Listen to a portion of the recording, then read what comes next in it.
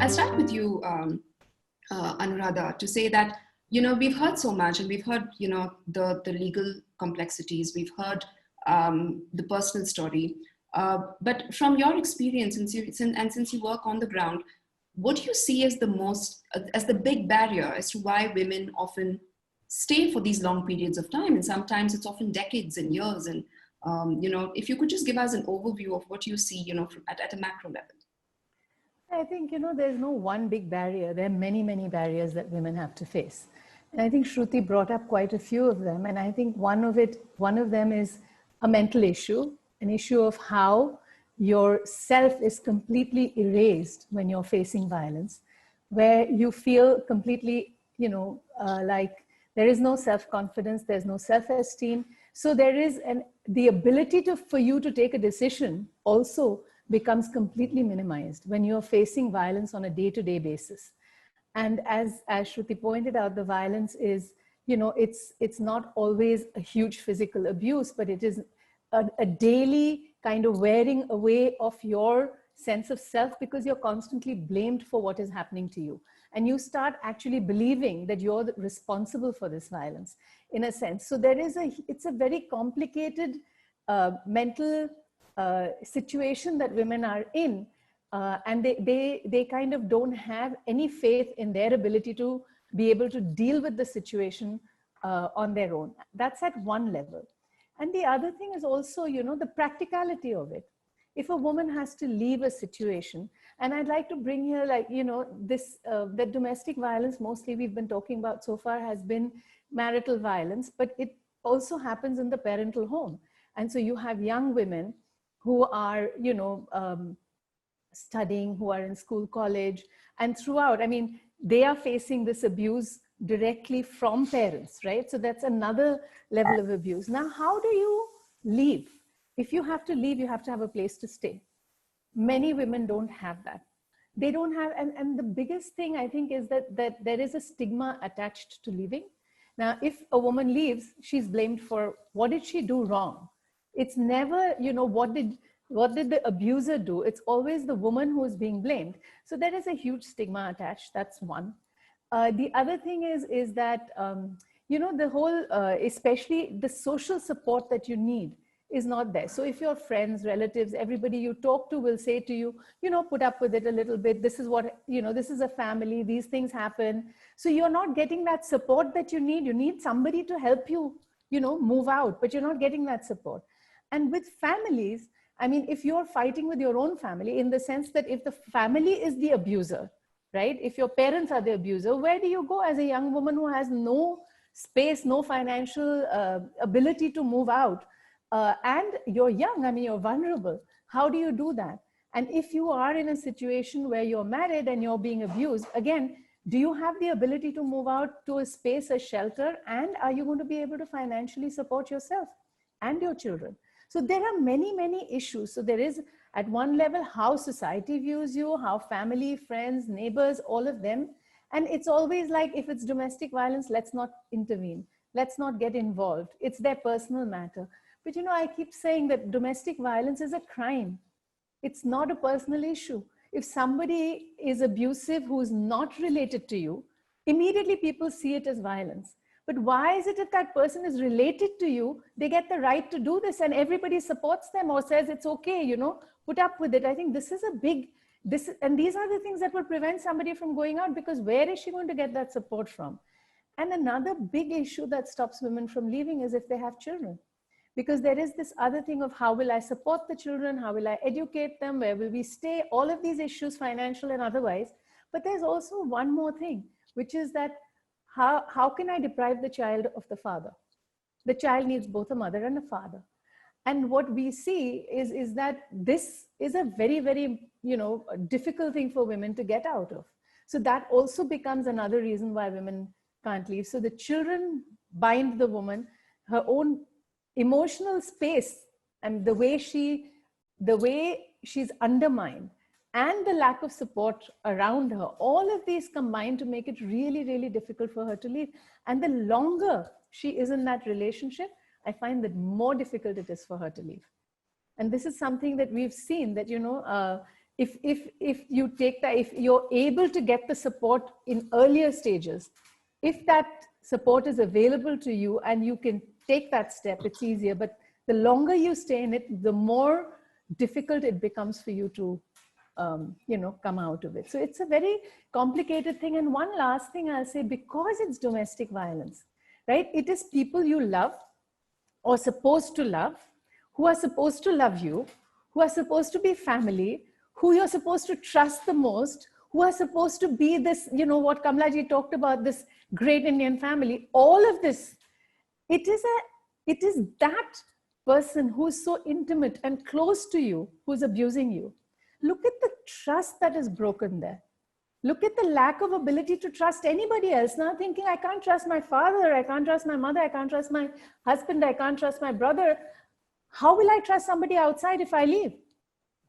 So it's a huge trust deficit also that is created. So I think all of these things together combined make domestic violence such a difficult and complex issue. And that is really, it's very hard for women to break that chain.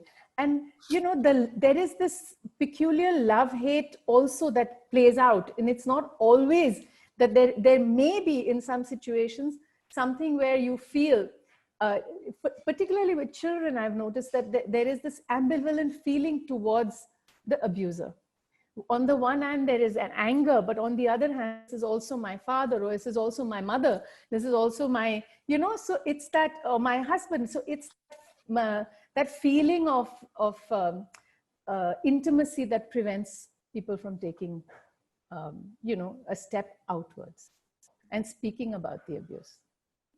Thank you, Anuradha. And I think it'll be good to come to you, Aishwarya, to kind of, just the points that Anuradha made both at the start of her answer and the end, that, that this becomes very complex from the mind, from the psychological perspective. The decision isn't simple. So, and it's not just purely a logistical question. So what really is happening, and what happens to the mind when we are at the receiving end of trauma? So, as Anuradha rightly pointed out, it's a very complex process, leaving the abuser, and not an easy one. But what happens when we are subject to repeated trauma or ongoing trauma, or even if it's a single one-off incident? So a lot of the research that has been done with populations who have a diagnosis of chronic PTSD. So war veterans, refugees, survivors of child abuse, domestic violence, individuals who have been trafficked. And all of these studies show that there's significant cognitive impairment. So there is often, we find cognitive processes like memory, attention, planning, problem solving. These are all affected when we have experienced trauma. Now, repeated trauma or prolonged trauma, it primes us to divert our attention to threat perception, which is a stress response. And thereby it limits all our other cognitive processes. So there is a definite emotion cognition link there. And clinical studies have also supported this through functional neuroimaging studies. And it shows that the brain areas like the hippocampus, which is the memory center, the amygdala, which is the emotion center, and the prefrontal cortex, which has all our executive functions, the planning, organization, decision-making, all these get activated. So they are definitely impacted. Trauma memories are stored in fragments, just purely because they're so overwhelming to see as a whole. So they're often stored as fragments, which is a protective function. And then there are, you might find yourself with intrusive thoughts, which are quite common. We try to push them away or distract ourselves. Delayed responses to trauma can show up as fatigue, depression, anxiety, flashbacks, where it feels like you're reliving that trauma all over again. There's nightmares, there's sleep disorders, and in some cases, chronic pain or autoimmune diseases as well. There's been some link between these health conditions and trauma. And of course, behaviorally, we see avoidance, anything that is even remotely a reminder of the trauma, people, events, situations, we tend to avoid in that context. Yeah. And this is usually to do with, long term, and, in the short term, is there something that, in the way that this affects how people perceive threat, because that was what, so is there a difference between short-term trauma and long-term trauma? So, of course, the traumatic event can have repercussions, not just on mental health, but also it can show up in physical symptoms that we have. And it can impact how we view ourselves or others or the world we live in, because we have that lens on. We are hypervigilant for a lot of our surroundings. So that's quite an immediate response that we see to trauma. Just one thing I want to point out here is that everyone who experiences difficult life events doesn't always go on to develop trauma or PTSD. And there are a lot of factors involved there, so it would, trauma can impact, the factors would be, the kind of support system you have or your own coping skills or resilience that you may have, and of course what access to resources, so these are some very important factors. So not everyone develops trauma or PTSD symptoms, but the ones who do, so there are physical symptoms which they're not commonly recognized, or you wouldn't attribute them to trauma straight away, because they would show up as headaches, aches and pains, generally feeling anxious and on edge, where your heart is racing all the time, or there's disturbed sleep, there's fatigue, there's a startle response, and the hypervigilance that I mentioned earlier. In terms of cognitive processes, I've already mentioned memory, attention, information processing generally, which is affected. And they can happen in the short term as well as the long term, because the emotional aspects take longer to heal. The physical wounds might heal quicker, perhaps, but the emotional scars stay with you for a longer period of time. And of course, there's the behavioral aspect to it, where the avoidance of places or activities that were previously enjoyable, and we tend to isolate ourselves, we tend to withdraw, and not necessarily be by choice, because somebody who's been through that trauma, been through abuse, has already been isolated to an extent, where you're cut off from your support network. So that continues. There's social withdrawal as part of this as well. And emotionally, this shows up as fear. There's a very real fear of the abuser, perhaps, or how is it going to be when I go out into the world, and I'm faced with reality. There's detachment. There's a sense of disconnectedness that we feel from what's happening around us. And sometimes in extreme cases, that can lead to dissociation, where it feels you're not here. There's anger and irritability. So it may not be always rage outbursts, but it might show up as irritability on a day-to-day basis. And of course, there'll be anxiety attacks, there'll be panic attacks, there's guilt.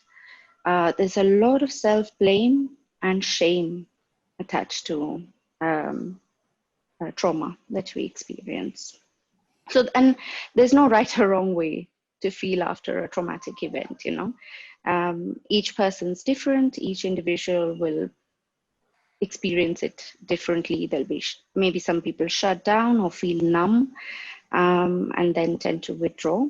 Some people engage in substance use as a coping mechanism. That's a very common one we see. There's a close link between trauma and substance use as a coping mechanism.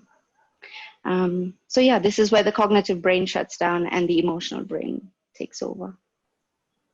Thank you, Aishwarya. Shruti, I'd like to come to you. You know, there was a point that Aishwarya made about, you know, how the physical wounds sort of heal, but you know the emotional wounds stay longer. And I'd like to come to you later as well, Anuradha, to look at what you see on the field. But I think just a little bit, and I don't think that's recognized enough. That once you exit the unsafe space, it is over, and you talked about it in your narrative as well. But both from the work that you do and you know and your own experience, could you tell us a little bit about how this works? As in, why is it you know it is difficult to detach from the emotional experience? But could you explain this for our audience? I think one important thing that people tend to miss about abuse is the cyclical nature of it. And it's not just one cycle, it is concentric cycles and intermingling cycles. It's all a big mess, you know. Until you understand that, you have missed the most important part of abuse. So whenever there is a question like, why did your mother wait 30 years to get out? Or what took you so long? You're educated, you know better. Whatever the form the question may take, what they don't understand is, and I want to build on the question of trust, which is so absolutely true. If your trust has been broken by a parent, your sibling, or an intimate partner, you immediately are doubting your judgment. So even if I am standing at the edge of having gathered courage to escape the situation, my question is, whom do I trust? Who's going to be the next person with whom I'm going to share this story where I am the victim, where my dignity has been lost, I've been made to feel like I do not deserve any respect. You know, it is the most vulnerable state I've been in. Whom do I share with? And one aspect of cyclical nature, which is again not, I guess, spoken about enough, is how the society's reaction to you actually coming out is in fact an extension of abuse. Because here you are being abused by a parent figure or an intimate partner. You go out, you seek help, because that's what you're supposed to do, right? The onus is on you to go out and seek help. But when you seek help, you are your dignity is questioned again. You are asked again, why were you there? Why did you let it go on for so long? Or worse is when they refuse to acknowledge it, when they do not care what you say, when they say, oh, maybe he was tired, maybe he has suffered a loss in his business, maybe he didn't like the sabzi you made. The social reaction, the social apathy, the social cruelty is absolutely an extension of the abuse a victim or a survivor faces. To see it as two separate things is, at the intersection of it, is where a question like, why didn't you leave, stands.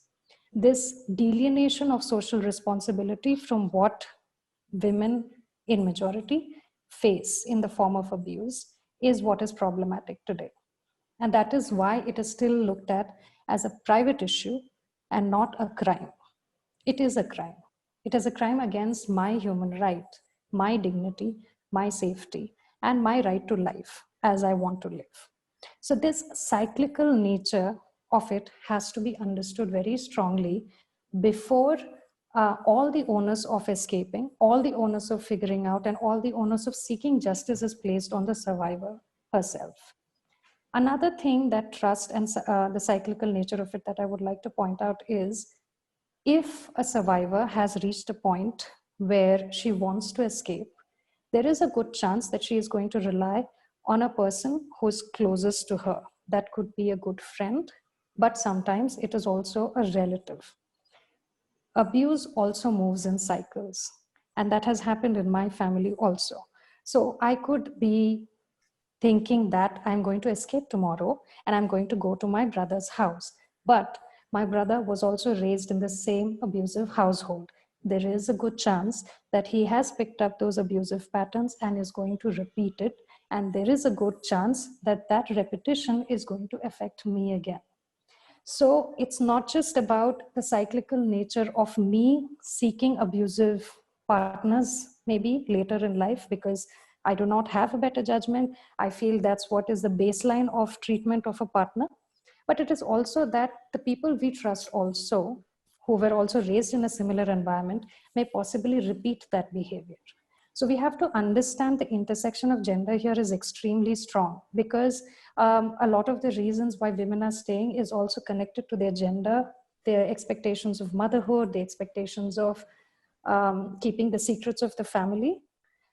But it is also that sometimes the second round of abuse again victimizes them and again silences them. So till we understand that factor, that as you said, the moment you extricate yourself, the abuse ends, that is absolutely untrue. The abuse, the effects of it, there is no expiry date to it. Like I stated my narrative and I had to take a break because it still affects me. It still bothers me. It still makes me think back to things which I don't want to think about, because I don't want those memories to sully my experiences today. So there is no deadline to how abuse affects you. There is no gradation to abuse. There is no template to what abuse can do to you.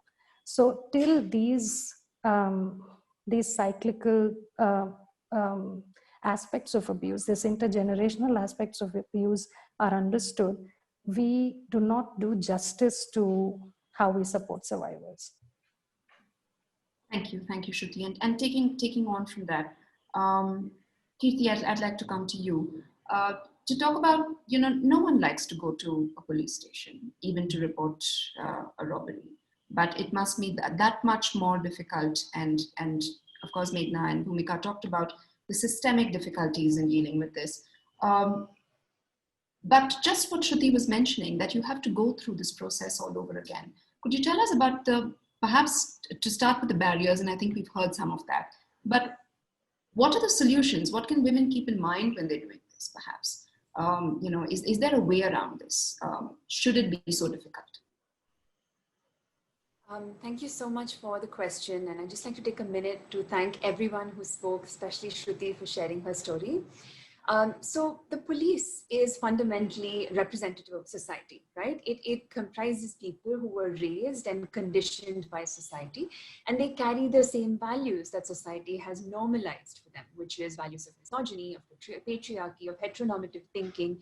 And all of this, they wield with quote unquote unfettered power, because they are in a position to actually carry that power forward and use it as they please. Now, think about that on the one hand, and then think about everything that a survivor is processing. Fresh off the bat after facing abuse.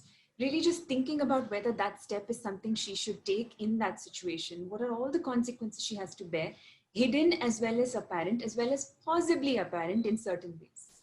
Now, putting those two together automatically gives you a recipe for more re-traumatization. And the police isn't essentially kind, right? You bring a survivor before them, the police starts its duty with moral policing. You have questions thrown at the survivor, which make the survivor sort of feel that she invited all of it. Gaslighting a survivor begins right at that point. And then you think about every step in the process that follows. The investigation, the way in which questions are asked, the kind of evidence that is sought, and the ways in which that evidence is asked for, or perhaps demanded, or perhaps expected. And if it's absent, or if the survivor is not able to think about what happened in ways that the police wants them to recount it, they're automatically subject to more rude comments, to say it politely. So if every step of the process is like that, turning to the police becomes more than just an act of courage. It becomes a huge leap of faith. It becomes mustering every last dreg of the trust that you couldn't find in the family around you, in the people that violenced you, and then to put it into a system that has failed people several times over. Now, I want to tell you that there is a workaround that is foolproof and that has succeeded, but I don't have a means to tell you that without sounding like a liar. Fundamentally, when you look at the police as an institution, the poverty of empathy there really stands tall. Perhaps some members in the upper echelons evince that empathy, they bring that to their job, they're dedicated in showing and presenting that, but it's not always the case. Now, Meghna brought up a really powerful point, which is how do you know where to go? You think about the police in your mind, but then from the police, you're diverted to this, to that, to the other place, and you don't even know if they are going to listen to you in the way that you want to be heard. And then you go through the process at every iteration. So you see, the structure itself lacks empathy. It is decidedly pushing the survivor from place to place instead of receiving the survivor and cutting all of the administrative paraphernalia in between. And then the actors in that system are then working in ways that are not empathetic either. So I have two things that I know has worked on ground, which again speaks to something that came up earlier, which is to dispel the siloization of work, to work cohesively as an ecosystem, to create the space that a survivor can find and access justice in, which means if you have an NGO, if you have a lawyer, if you have a therapist who can work together to stand up with the survivor, not for with, because the agency of the survivor cannot be taken away at any time, with the survivor through the process, then you actually have more currency for the survivor to actually raise her voice and ask for what she deserves in the name of justice. The second thing is vigilance and bystander intervention at every step. We often outrage and express umbrage only after the survivor has died, and the news blows it out of proportion. For good reason, but blows it out of proportion in the way it reports sensationally. We don't need to wait to that point. We don't need to wait until that tipping point is reached, because we are complicit by inaction in allowing that tipping point to arrive in the first place. So vigilance at every stage, stepping up, showing up, using your privilege and your social capital in ways that can support a survivor who obviously has lost that privilege and that social capital because of the violence she's faced, in ways that can help her access systems and structures that are not responsive to her. That can maybe work towards creating maybe some form of a beneficial situation for the survivor. I don't think we're there yet. It would be perhaps too much of a sugar coating, if you will, to say that this is the solution. We are still trying to get there, and we need to work as much as we can, all hands on deck, to be able to get there. Thank you, Kirthi. Anuradha, I'd like to come to you with two questions. One is, of course, follow up on what Kirthi was saying, that often working in cohesion, and that if we had mental health experts, we had the NGOs, and I think we get this question all the time, being in the space of mental health, who do we approach? What is your first port? And often the police is not the first port. So what is really the best answer to this? Isn't we are going to put out resources and helplines, but what should one expect when you do reach out to an NGO? Are there things that you can look out for yourself to say that if you've checked these boxes, then you're perhaps a reliable NGO? Well, I think I totally agree with Kirthi that you have to work in cohesion. And if you look at Swayam, the whole idea of setting up an organization was to bring all the services together for the woman, because it was, you're running pillar to post for different services, whether it's legal services, whether it's mental health, whether it is financial. I mean, all of these services needed to be brought together so that the survivor is supported at every step, right? And that's the idea, I think. And bringing in mental health is a very, very important issue, I think. And this is something that is missed out. But unless you have mental health woven into your work and understand the impact of violence on women's mental health, I think then you're missing out a big area. So this is one thing I think that really needs to be brought in. And from my own experience, I think one more layer added onto it is bringing women who are survivors together, because that really supports them, and they see that, we talked about the fact that this is something that is acceptable in society, but most people think it's happening to me, there's something wrong with me, but they're not connecting it to the structural issues, that this is actually a structural problem. Problem is not with me, it's with the way society is structured, and that there are many women who are dealing with it like me, and they have also been able to move ahead. So they see positive role models also, that maybe at this point in time, I don't feel that I can take action, I can do anything. But when I see women who have been through that, I get supported because I see that this is also possible. So I think that is one more area of bringing women together. And, I think responding to needs of women as an organization, as an NGO, we've actually responded to what has been asked of us from women. For example, it was Aishwarya also talked about feelings. What happens? Women get very angry. Why is it happening to me? Why am I having to deal with this? And how do you deal with that anger? Then there is a child in the picture.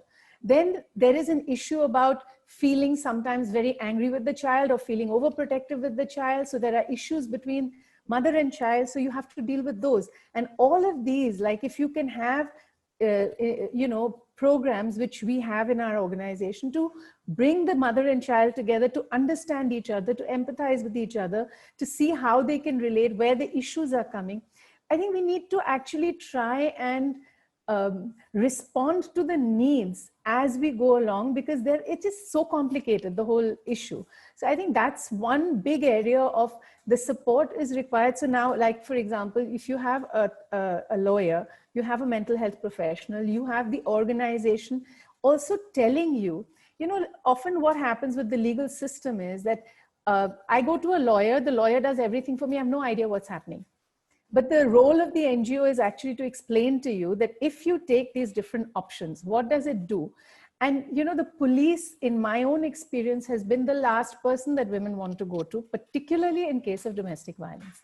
Because you don't want to go to put your idea is not to put the people who you so-called love, who are so-called intimate, your parents, your father or your, intimate partner, you don't want them behind bars. Generally speaking, there's no woman comes in and tells us, you know what, I want to send him to jail. Does not happen. It's very rare that a woman will come with that. Their whole issue is, can this be resolved? I want the violence to stop. I want to live a life that is a life of, which is free from violence and from fear. And I want a life of dignity. Can you do that? So, the police comes much later when there's and oftentimes the cases that the police file, women don't even know what is being filed. They go there to say, this is what's happening to me. Sometimes when the women want a case to be filed, it's not filed. But when they don't want a case to be filed, without telling them what the repercussions of this will be, the case is filed, right? So the NGO's job or role is to really explain to her, look, these are your options. Now, if you do this, this is what will happen. If you take this option, this is what will happen. And then support her and aid her to come to a decision, not take decisions for her, because, as you said, it's her life and she will decide whether this is what she needs to do or she doesn't need to do. But our role is to constantly be there to say, it's your life. Whatever decision you take, we will be with you. We will support you. And I think that's how we need to build that confidence. So a lot of work that we need to do with women is also to build confidence. What are the ways in which we can do that? And bringing them together and constantly telling them that you can do it. And I'm not taking a decision for you because you can do it. It may take time and that's fine. You take your time. And I think that is where we really need to focus on, is to build the strength. And I'll tell you one thing, I have 25 years, we've worked with thousands of women. The kind of resilience that women have is absolutely stunning. I mean, I learn every day. I look at some of the cases that come to you, they're like, fact is stranger than fiction. That's the kind of cases we get. And when women turn around and they can actually move, it's a difficult process. It's not something that happens overnight, or I'm not saying that this is just it's a very difficult process, but they do it. And that's where I think, we need to focus. And the other thing I would say is also to be with them. It's not like you go once and you give some advice and you give some support and that's over. You need a long-term engagement with women, especially when domestic violence is concerned. So I think that is also something that we need to see, that you need to give them support over a period of time so that they are able to get back the strength and the ability to be able to take their own decisions, control their own lives, and then they'll fly. I think.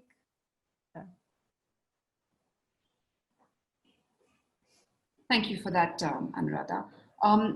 So we're a little short on time, but I do have, we're getting questions on the differentiation between physical and emotional abuse, and I imagine that will also include financial. So I'll come to you, Aishwarya, very quickly to talk about, how often do people manage to identify emotional abuse? And we've talked about the cyclical nature and perhaps that often abusers are fairly manipulative. So is it difficult to identify? And then perhaps we'll come to our other panelists to say that, how does the system then deal with emotional abuse when there isn't a physical angle to it? Yeah, Aishwarya. So physical abuse, like I mentioned earlier, the scars might be visible. So it's, when it's seen, people can actually, express their concern for it. But the emotional scars, which are invisible, are often difficult to recognize. So women themselves don't recognize that they are in an abusive relationship. And very often abusers are known to be manipulative, and emotional manipulation is, it's a web. The manipulators can be often charming initially, very perceptive. They have an uncanny ability to see when you are at your wit's end, and then, perhaps they pull back and become reasonable again. So it's cyclical again. So you kind of keep thinking, okay, maybe it'll be different next time, and there's hope. What is frustrating is that they turn things around in a way that you may ultimately give them, what they want, but exhaust yourself in that process, which is where you lose your sense of self. Your needs are second, or perhaps not in the picture at all. And years later, when we connect the dots, the manipulation's crystal clear. But while we are going through it, most of us are not cynical. We are not wired to look out for trickery. So it's difficult to spot these signs. So, paying attention, especially in the initial stages of a relationship, being aware of the red flags, or pausing to think things through, paying attention to what you feel in that particular equation are very important markers. So sometimes early on, the manipulation may be something along the lines of, I had a rough childhood, so sometimes I say and do things which I don't mean, but I love you. Or it can be financial, where, you take on a larger chunk of the financial responsibility. So there are other red flags which accompany these. They're not always there all the time, or not. One person may not have all of them, but these are just some to look out for. So things like jealousy, or there's controlling behavior, which initially when you're in a new relationship, that might come across as endearing, that, oh, he or she is checking up on me, or is concerned where I'm going, whether I'm coming back on time. But at what point does it become, uncomfortable? There's rage outbursts, and often how they treat other people. So you might go to, say, a restaurant, and how they behave with service staff. That's a good indicator to watch out for. There's lack of empathy, lack of remorse or guilt about said or done, which has really hurt physically, emotionally. And a sense of entitlement, that I need to be looked after, my needs come first, and everything else is secondary. Infidelity, that's a common one. That's a big red flag we see.